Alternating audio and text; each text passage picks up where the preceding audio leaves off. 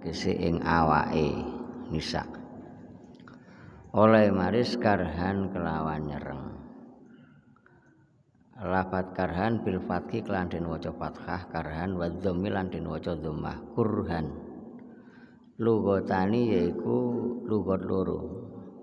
Secara bahasa memang bisa dibaca karhan, saged diwaos kurhan, dan memang qiraahnya memang enten dua, termasuk qiraah sab'ah semua, enten sing maos karhan, enten sing maos kurhan.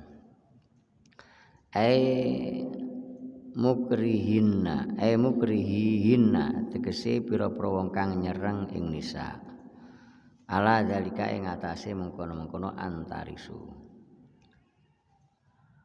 Kanu ana sapa kaum fil jahiliyati ing dalam zaman jahiliyah iku yarisuna padha maris sapa kaum nisa aqrabaihim ing pira-pira ing wadone pira-pira kerabate kaum. Pangsya mongko lamun karep sapa kaum tazawwajuha mongko padha ngrabi sapa kaum ha ing nisa bila sodakin kelawan tanpa mas kawin au zawwajuha utawa ngrapiaken sapa kaum ing nisa wa akhadilan padha ngarap sapa kaum sodakoha ing mas kawine nisa au adluha utawa ngalang-alangi sapa kaum ha ing nisa hatta taftadia sehingga nebusi sapa nisa bima kelan perkara warasathu kang maris sapa nisa'u ing ma au tamuta utawa sehingga mati sapa nisa payarisuha mongko maris sapa kaum ha ing nisa panuhu mongko den cegah sapa kaum andalika saking kono-mengkono tazawwajua bila sodakin dan seterusnya.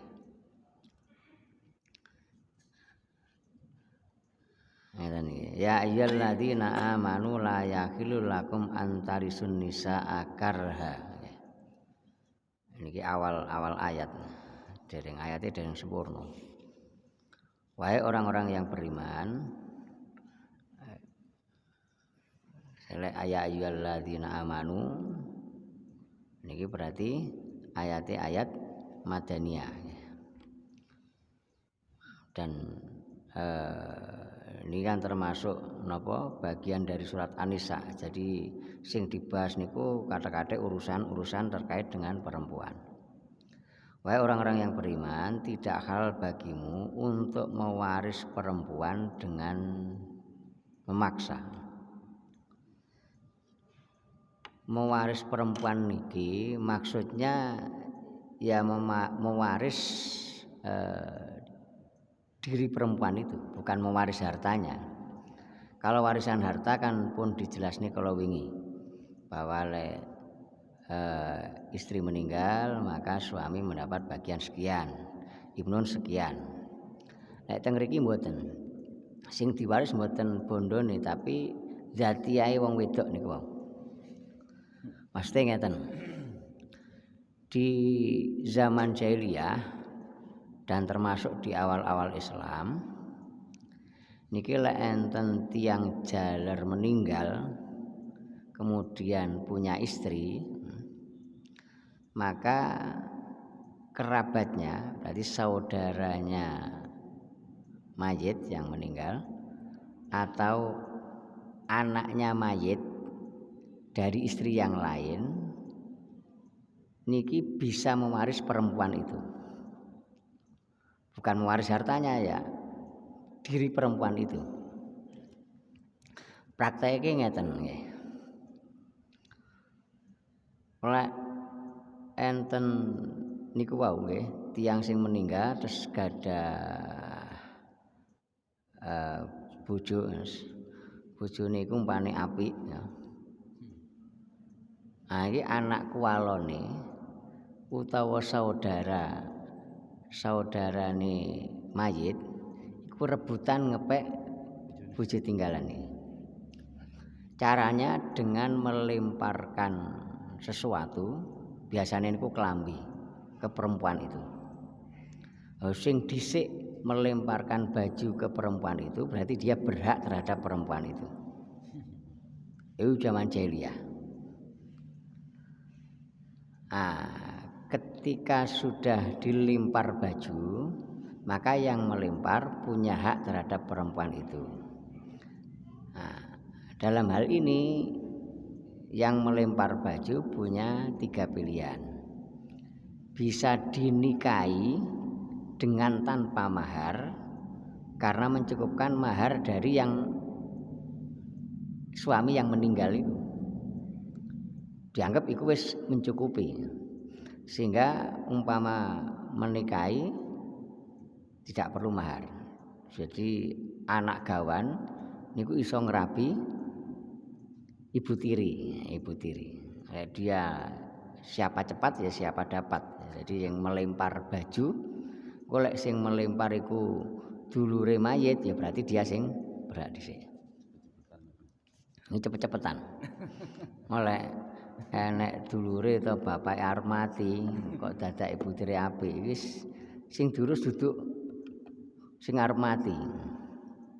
Tapi tinggalan. Iku zaman jahiliyah niku ngoten niku. Saja gak menarik ya mboten, ora ana sing rebutan. Bisa dinikah dengan tanpa mas kawin, mencukupkan mas kawin dari suaminya yang meninggal, atau dia nikahkan dengan orang lain. Kemudian maharnya menjadi milik yang memiliki tadi. Dirabekne karo wong liya. Engko mahare pira? Engko mahare menjadi milik sing melempar baju tadi. Atau ya ora dirabi, ya ora dirabekne, ditahan sampai dia nanti mau menyerahkan hak warisan terhadap suaminya yang meninggal. Kan punya warisan terhadap suaminya. Engko warisane dipek. Lek kuwi diwehne ya berarti selesai, lek ora diwehne ya ora dirabekne, ya ora dirabi, pokoknya ditahan. Jadi ada 3 pilihan. Niku asbabun nuzule niku ngoten niku. Dan itu juga berlaku di awal-awal Islam. Dan itu masih berlaku di awal-awal Islam.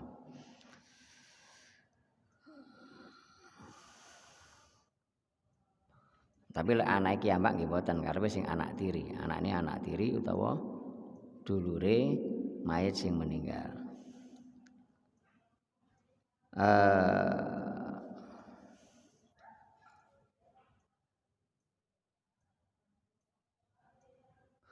Atau dibiarkan sampai dia meninggal, terus kemudian nanti dia berhak mendapat warisan dari perempuan yang meninggal. Ini putirine ya ora dirabi, ya ora dirabekne, ya ora dijaluk hak warise, tapi dinteni sampai meninggal es mati, otomatis jadi milik orang sing melempar baju. Jadi berarti ada 4 pilihan. Terus suwiji dinten niku enten seorang sahabat sing meninggal, kaum Ansor, namine Abu Qais. Abu Qais niki termasuk sahabat. Terus gadah bojo namine Kubaisyah.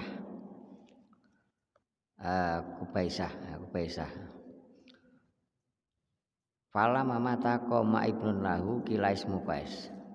Begitu Abu Qais niki meninggal, anake sing jenenge Qais, enten sing dawaken namine Qais. Ini segera melemparkan baju kepada ibu tirinya. Berarti menjadi miliknya. Setelah melemparkan baju, ternyata tidak dinikahi, juga tidak dinikahkan kepada orang lain. Ya ora diwehi nafkah. Akhire bojone sing namine Kubaisyah niki lapor teng Kanjeng Nabi.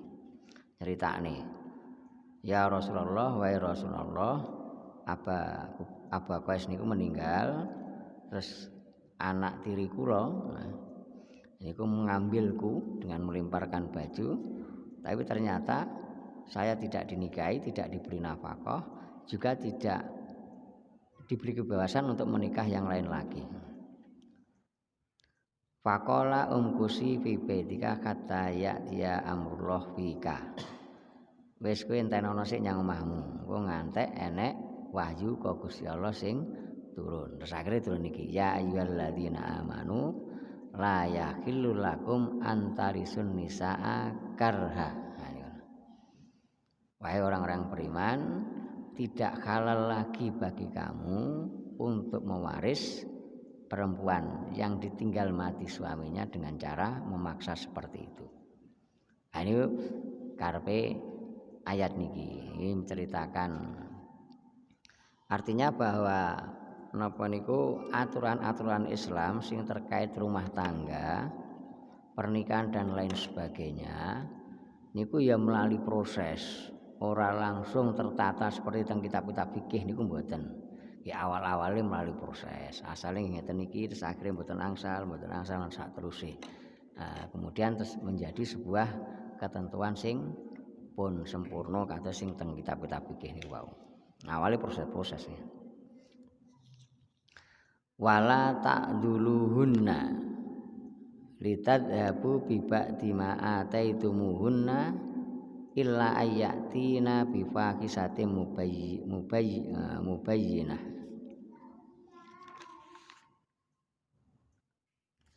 Enten sing mubayyinah, enten sing mubayyinah. Ini memang qiraat kali. Wala ta'duluna ai anta duluna lan ora halal yen to ngalang-alangi sapa sira hunna ing azwaj. Niki pun benten malih niki. Satu ayat tapi niki pun benten kali nginggile. Ai tamna'u tegese yen to nyegah sira kabeh azwajakum ing pira-pira bojo wadon sira kabeh an nikahi ghairikum saking nikah ing liyane sira kabeh bi imsakina kelawan ngeker ing nisa. Wala ruhbatin lan ora demen ora wala ruhbata lan ora demen iku mujud lakum kudu sira kabeh fina ing dalem nisa diroron krana gawe melarat. Tujuane litadzabu bi ba'di ma ataitumuhunna litadzabu krana are yen to lunga sira budalan karepe mengambil Bibak dima kelan setengah perkara ataitumuhunna kang wis paring sapa sira kabeh ing nisa. Minal mahri tegese saking mahar. Dan janganlah kamu menghalangi atau mencegah istri-istri kamu tujuannya agar kamu bisa mengambil kembali sebagian dari apa yang telah kamu berikan kepada mereka yaitu mahar.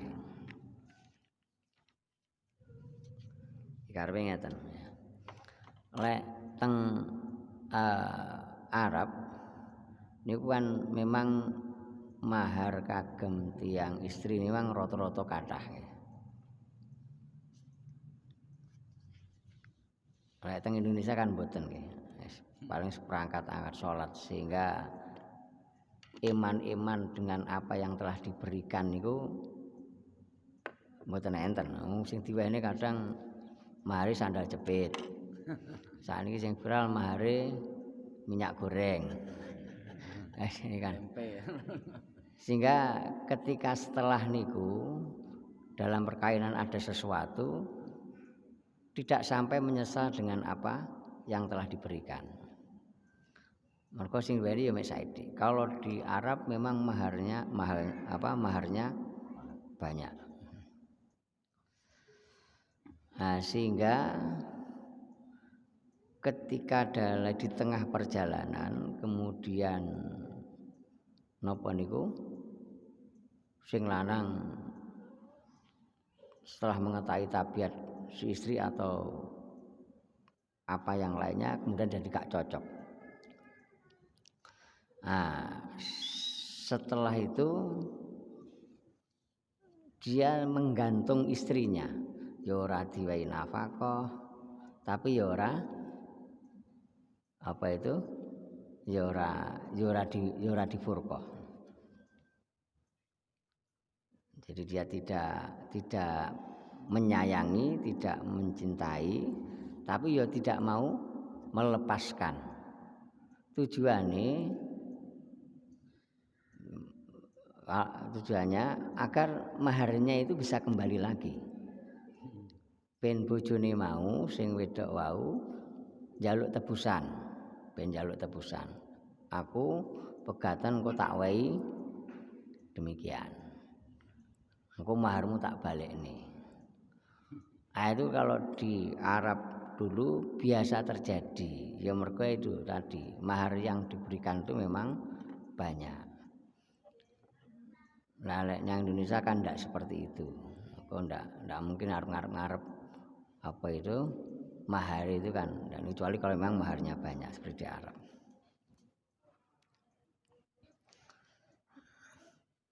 Karena memang kalau dalam mazhab Syafi'i mahar itu kan tidak ada batasnya. Minimal berapa niku, maksimal berapa, semua ulama sepakat tidak ada batasnya. Tapi minimal berapa niku ulama berbeda pendapat. Lek mazhab Syafi'i niku tidak ada batasnya. Yang penting sesuatu yang bernilai meskipun sedikit. Wah, iki sing digawe di Indonesia itu. Indonesia sing ngake kan Syafi'i. Sehingga mahar berapapun, 1.000 rupiah ya enggak apa-apa. 500 rupiah enggak, yang penting sesuatu yang punya nilai. Ini cara mazhab Syafi'i. Mazhab Maliki, mazhab Syafi'i dan Hambali ini sama. Mazhab Maliki kali mazhab Hanafi niku ada minimalnya. Ada minimalnya. Karena ini sebuah pernikahan. Karena sebuah pernikahan sesuatu yang sakral, sehingga sesuatu yang dijadikan mahar ya harus sesuatu yang berharga. Jadi bahwa pernikahan itu sesuatu yang berharga, sesuatu yang yang sakral, yang punya nilai. Karena itu maharnya juga harus bernilai. Lah, nilai mahar itu seberapa? Mazhab Hanafi dan mazhab Maliki menilai harta itu dari ketentuan nisabnya orang yang mencuri. Orang mencuri yang dipotong tangan itu kalau 1 nisab. Nah, nisabnya berapa? Kalau menurut mazhab Hanafi itu 10 dirham. Kalau menurut Maliki itu 3 dirham. 3 dirham itu hampir setara 1 dinar. 1 dinar itu sekitar 4 gram. 4 gram. Berarti minimal yaitu kalau berarti minimal 1 dinar ya. Kalau jadi 3 dirham. Kalau apa itu Hanafi 10 dirham, berarti lebih dari itu. Berarti jutaan lah. Cara sekarang ya jutaan. Atau 4 juta, atau kalau 1 gram itu 500.000 ya berarti 2 juta. Nah, itu seperti itu. Minimal seperti itu. Tapi kalau maksimalnya ada. Kalau mazhab Syafi'i tidak apa-apa, sehingga makanya mahar sandal jepit ya tidak apa-apa. Karena itu kan ya ada nilainya. Karena itu mengikuti mazhab Syafi'i.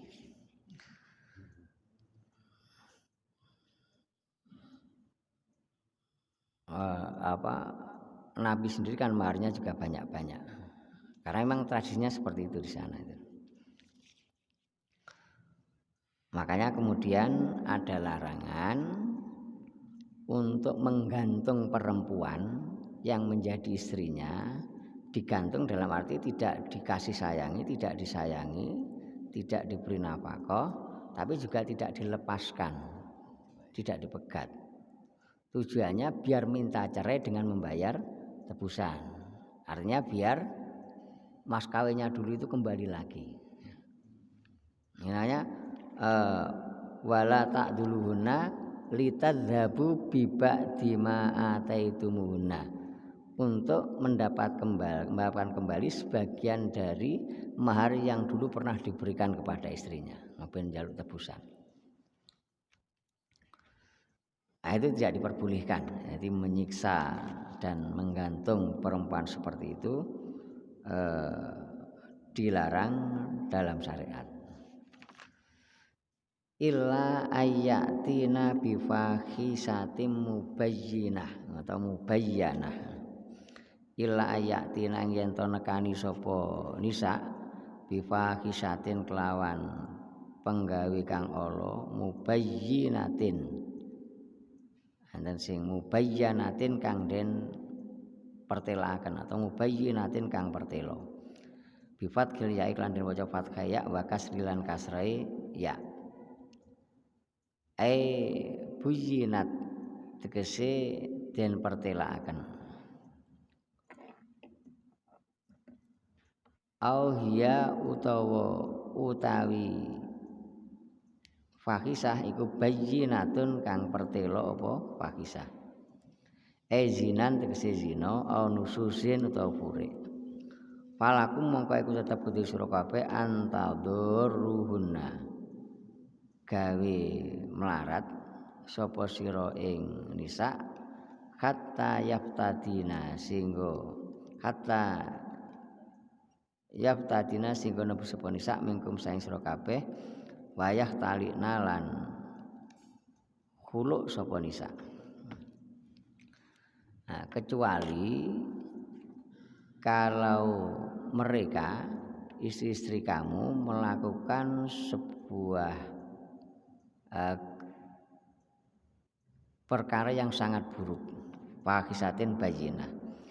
Fahisan bayyinah ini ditafsiri misalkan selingkuh atau pure, sudah tidak mau berani pada laki-laki.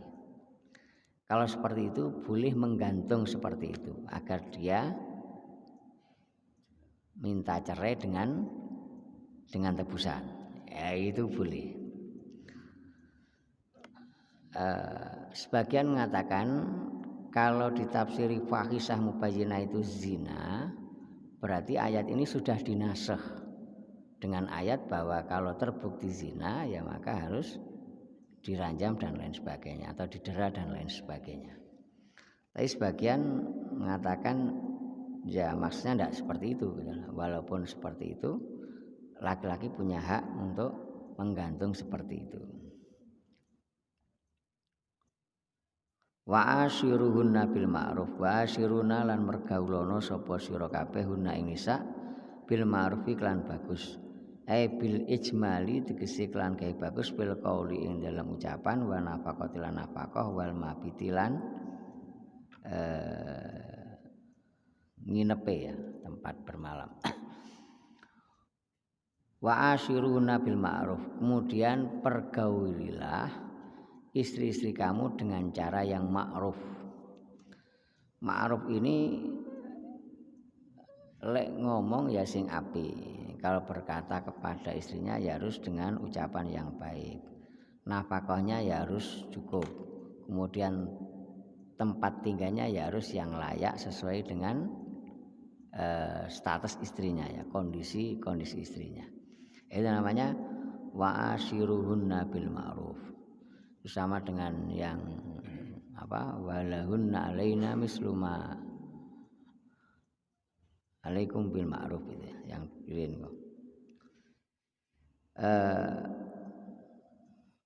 Asiruna niku maknane mergauli.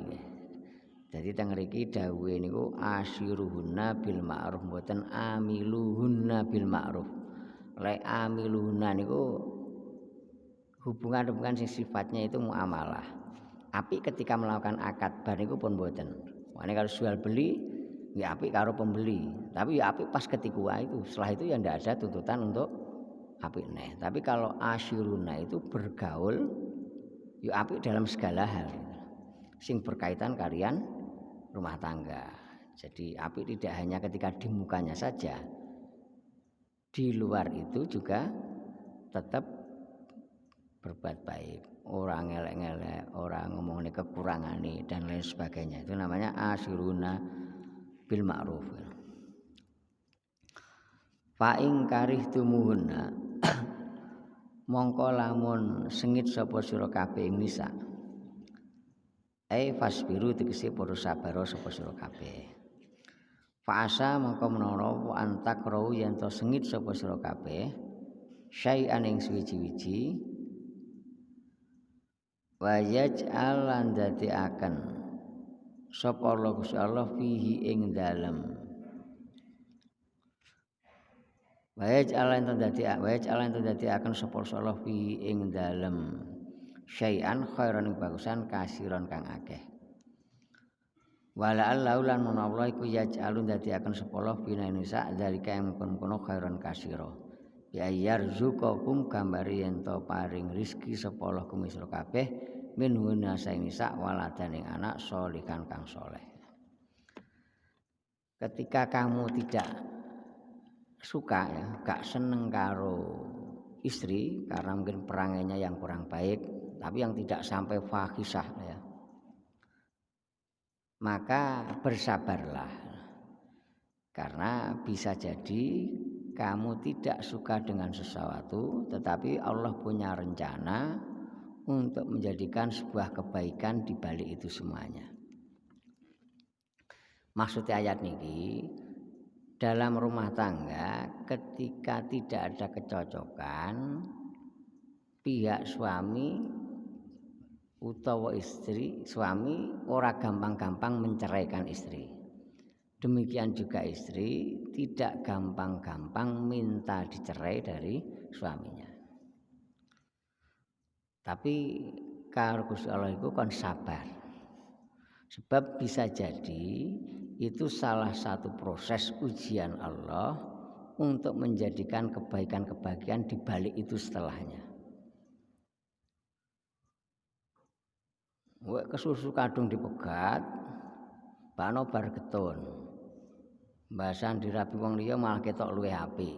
Nah iki betul. Iku asa antakrosean fa asa antakrosean wa yasallahu fihi khairan katsira. Bisa jadi itu ujian dari Allah.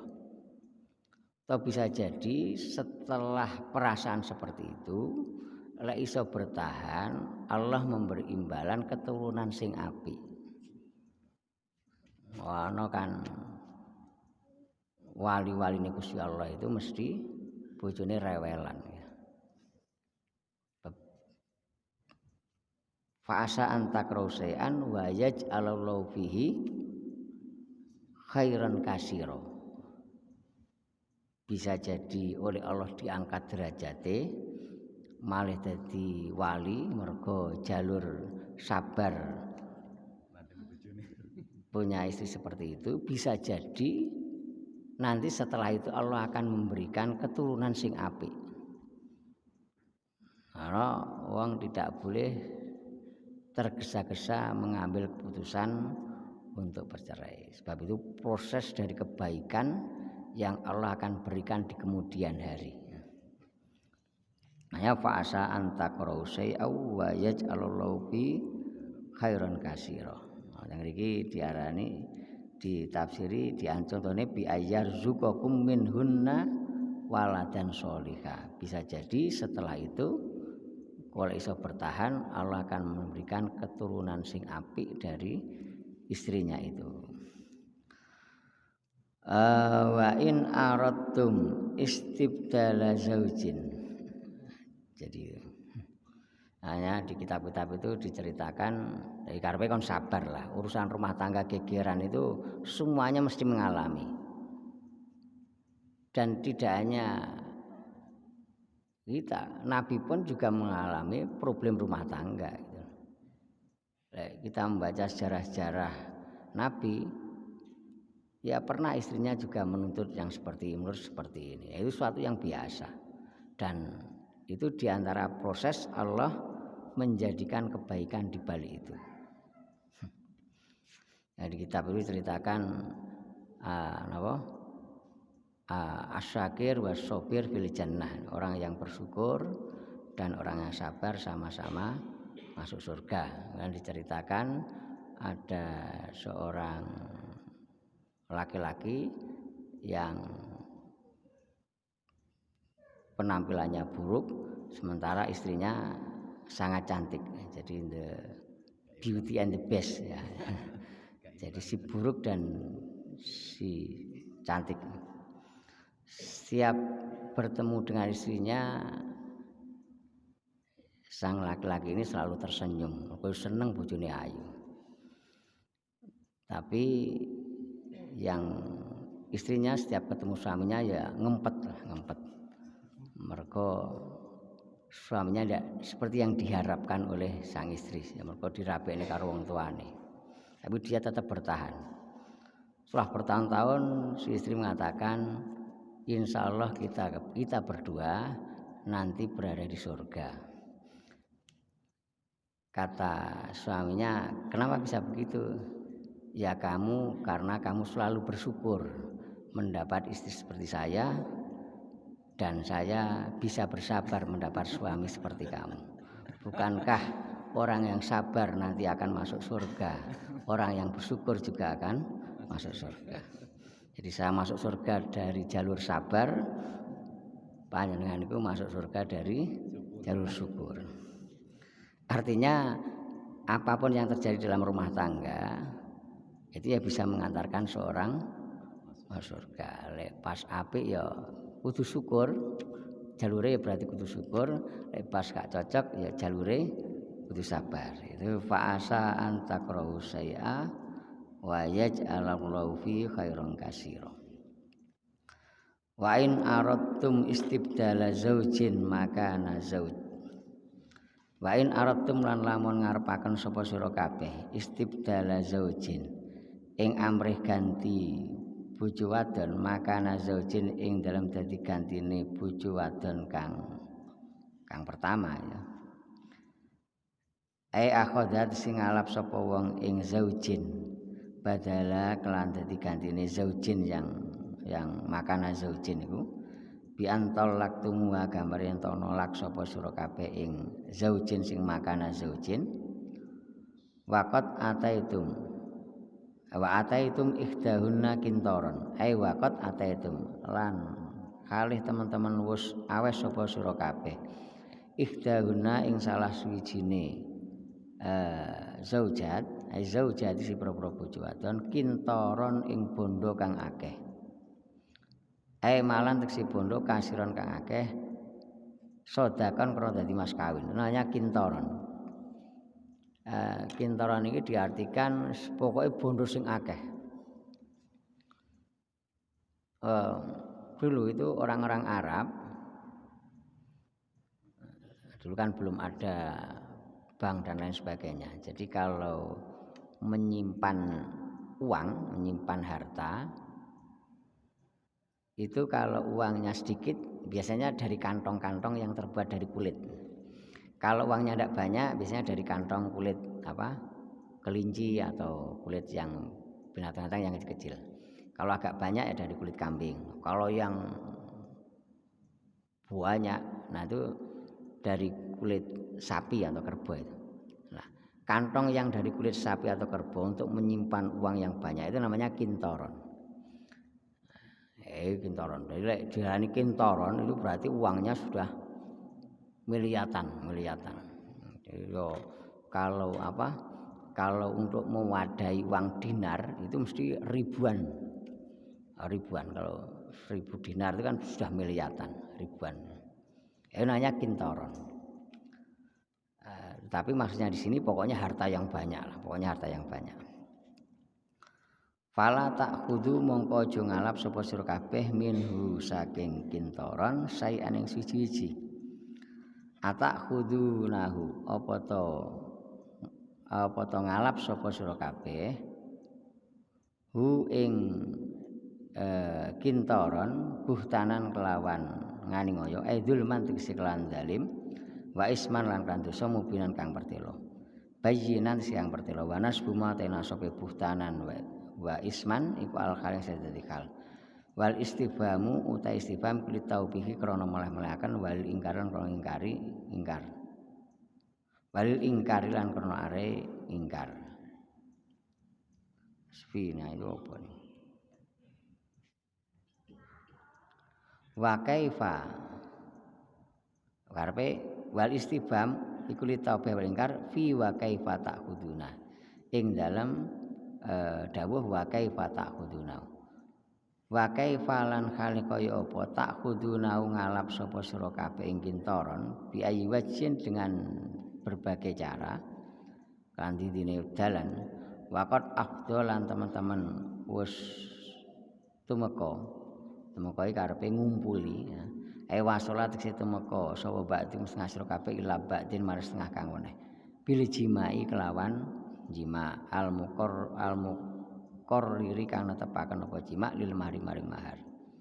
Waqat nalus ngalap sapa zojat mingkum ing sira kabeh saking sira kabeh misakon ing janji ahdan janji ghalidon kang abot. Ini. Ketika kamu ingin menikah lagi ya, menceraikan istri yang lama kemudian ingin menikah lagi itu namanya wa in aradtum istibdala zaujin makana zauj. Hanya kalau terpaksa memang pernikahan tidak bisa dipertahankan kemudian diceraikan kemudian mau menikah dengan perempuan yang lain wa ataitum ihdauna kintaron dan kamu telah memberikan mahar yang banyak sekali misalkan di istri yang pertama fala ta'khudhu minhu syai'an maka kamu jangan sampai mengambil kembali mahar itu ya seperti tadi saya terangkan bahwa tradisi Arab memang maharnya banyak-banyak sehingga kalau terjadi perceraian biasanya akan diminta kembali. Nah, itu menurut syariat tidak boleh gitu. Tidak boleh untuk diminta kembali. Mahar itu tidak boleh diminta kembali. Kalau sudah diberikan ya berarti sudah menjadi haknya istri. Jadi tidak bisa diambil kembali. Kecuali kalau belum dikumpuli kemudian sudah cerai ya maka nanti separuh dari mahar itu kembali separuh mahar dari kembali jadi kalau dalam syariat itu jadi rabi sedurung sempat kumpul berhubungan badan terus gak cocok maka mahar yang dikembalikan diberikan bisa kembali separuh nah, repotnya di Indonesia kalau sandal jepit yang diambil hanya satu itu dikumpuli ya tentu ya nilai harganya berapa itu tidak boleh diambil kembali meskipun maharnya itu banyak sekali nah, ayat ini dulu yang dibuat dasar oleh seorang perempuan dulu zaman Sayyidina Umar menjadi khalifah karena maharnya orang Arab itu kan banyak-banyak terlebih kalau dia seorang bangsawan atau yang maharnya jor-joran kadang sehingga Sayyidina Umar pernah mau membuat keputusan batasan maksimal mahar itu berapa agar orang tidak terlalu jor-joran karena dia sebagai khalifah kepala negara ya tentu kan bisa membuat keputusan yang seperti itu sehingga mau diputuskan sekian maksimalnya sekian. Kemudian ada seseorang perempuan yang memprotes Sayyidina Umar. Wahai Umar, mentang-mentang kamu jadi khalifah, walaupun itu jabatan tertinggi di dunia ini, terus kamu mau memberikan batasan maksimal mahar.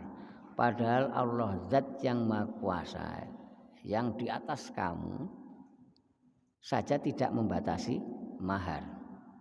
Kata Sayyidina Umar, mana itu yang mengatakan Allah tidak membatasi? Kemudian baca ayat ini. Wa ataitum ihdahuna kintoron. Kintoron itu kan berarti mahar yang banyak. Kata kintoron berarti tidak ada batasnya, sebanyak apapun. Ya Allah saja tidak membatasi, kok kamu mau membatasi? Kata Sayyidina Umar, lupano sing luwih pinter kok Sayyidina Umar kok akeh men. Hanya dia tidak jadi memberikan batasan maksimal mahar. Tapi memang yang baik ya tidak terlalu banyak. Tapi ya jangan terlalu sedikit. Fala ta'khudhu minhu syai'an, maka jangan kamu ambil kembali. Atakhudhu nau buhtanan wa isma mubina. Apakah kamu mau mengambil kembali dengan cara lalim, dengan dosa yang jelas? Karena barang yang sudah diberikan ya tentu tidak bisa dipaksa diambil kembali kalau tidak diberikan secara sukarela kepada dari orang yang telah memberikan itu. Dengan menelan air ludah yang sudah dikeluarkan. Wa kaifa ta'khudunahu, nah ini karena seperti ini. Bagaimana mungkin kamu mengambil kembali padahal kamu sudah melakukan hubungan suami istri. Nah, kalau belum melakukan hubungan suami istri, belum pernah dikumpuli, lah bisa diambil separuh. Tapi kalau sudah melakukan hubungan suami istri, ya tentu tidak boleh diambil kembali. Bagaimana mungkin kamu akan mengambil kembali padahal kamu sudah melakukan hubungan suami istri. Waqad afdha ba'dukum ila ba'din wa akhadna minkum mitsaqan ghalidha. Dan kamu dan mereka sudah mengambil janji yang kuat daripadamu. Seorang laki-laki yang menikahi perempuan berarti dia membuat ikatan janji yang kuat. Satu, janji sebagai amanah, bahwa itu adalah amanah Allah, istri itu adalah amanah Allah. Kedua, bahwa dia akan, karena Allah akan mengatakan mawaddatau warahmah.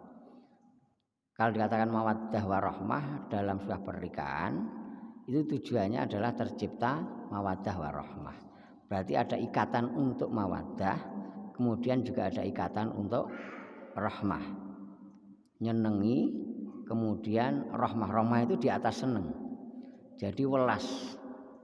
Welas itu seperti apa ya? Wong tua yang anake. Senajan anak nakal kaya apa ya tetap disayang, Ini rahmah. Ada namanya misakon ghalidha. Satu sebagai ikatan bahwa itu sebuah amanah, kemudian ada ikatan untuk menciptakan mawaddah, kemudian ada ikatan untuk punya sifat rahmah kepada istrinya. Itu waqadna minkum mitsaqan ghalidha. Ai syadidan tegese kang banget. Wa utai syadid, wa utawi waktu iku ma perkara amaro kang perintah supaya sira bi iklan ma min ibsakina saking ngeker ing nisa bima'rufin kelam bagus au tasrihinna utawa ngumbar ing nisa pisan kan bagus, yaitu bahwa perintah Allah kalau orang menikah maka ya harus tercipta mawaddah warahmah. Kalau melepaskan ya harus melepaskan, mentolak ya harus mentolak yang baik. Mentolak yang baik itu ya berarti tidak mengambil kembali, tidak ngundat-ngundat apa yang telah dia berikan kepada istrinya.